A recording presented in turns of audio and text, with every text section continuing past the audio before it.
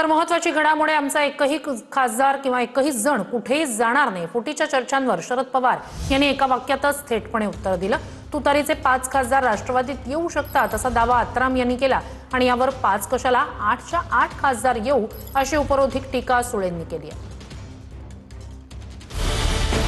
महाराष्ट्राच्या राजकारणात सध्या ऑपरेशन टायगर आणि बंडखोरीच्या चर्चांना उधाण आलंय।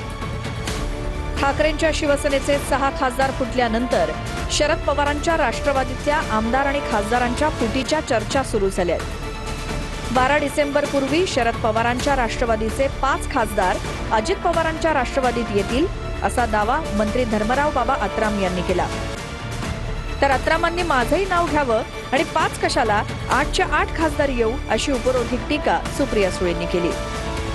तुतारीचे खासदार आहे ते किती येऊ शकतात काय वाटतं? माझ्यात अंदाज आहे की 5 खासदार येऊ शकतात।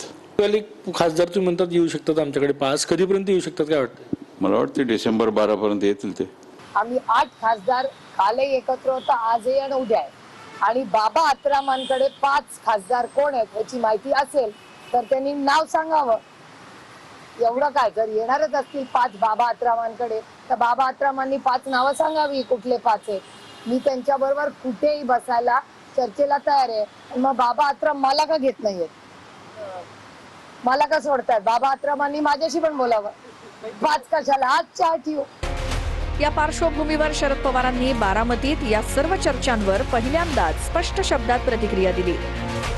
आमचा एकही जण कुठेही जाणार नाही असं म्हणत शरद पवारांनी फुटीच्या या चर्चांवर उत्तर दिलं। शिवसेनेचे आमदार आता फुटलेले आहेत, राष्ट्रवादीचे आमदार देखील संपर्कात अशी मोठ्या प्रमाणात मीडियाची चर्चा होती। चर्चेला काय अर्थ नाही, आमचा एक सुद्धा राहणार नाही।